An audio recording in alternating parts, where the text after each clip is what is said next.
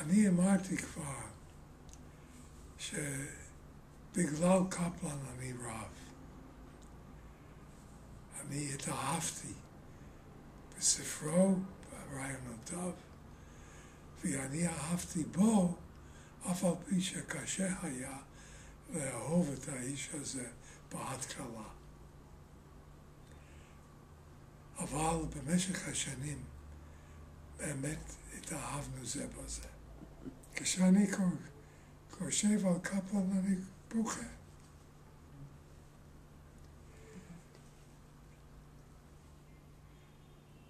אני לא הייתי כאן בלעדיו. אף על פי שאמרתי לו שאני עולה ארצה. הוא אמר, אל תעשה את זה. העבודה שלך היא כאן בארצות הברית. אבל אמרתי לו, מרדכי קפלן, את זה לימדת אותי.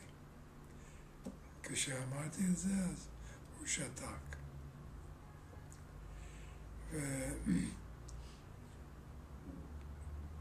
מה עוד אוכל להגיד? אני אמרתי שהוא היה אדם קשה, עם חוש הומור, שכשהוא הרגיש בנוח להשתמש בחוש הומור, קוראים את היומנים שלו, תתקלו עם חוש ההומור.